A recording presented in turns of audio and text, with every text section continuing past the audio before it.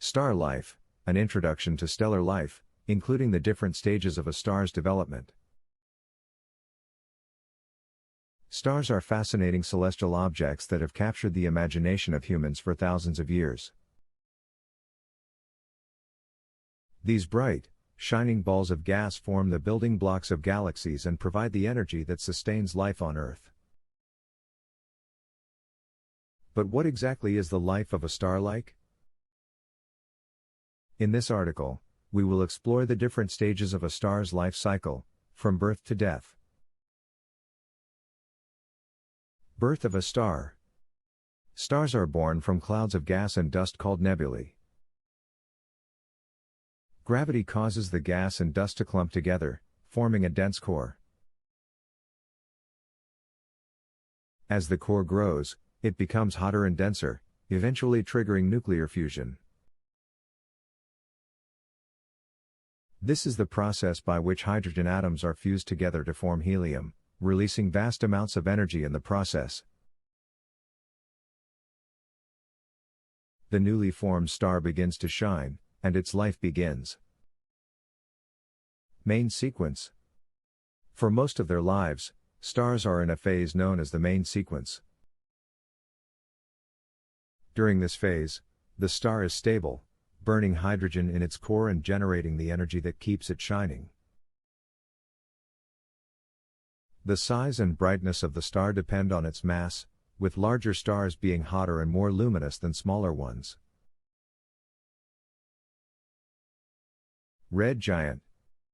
As a star exhausts its hydrogen fuel, its core begins to contract and heat up. This causes the outer layers of the star to expand and cool, turning the star into a red giant. During this phase, the star's outer layers may extend out to several times its original size, making it much larger and brighter than before. Eventually, the star will run out of fuel altogether and begin to die. Planetary nebula. When a star dies, it goes through a process called a planetary nebula. During this phase, the star expels its outer layers of gas and dust, leaving behind a hot, dense core known as a white dwarf. The gas and dust that are expelled from the star form a beautiful, glowing cloud known as a planetary nebula. White dwarf. A white dwarf is the final stage of a star's life cycle.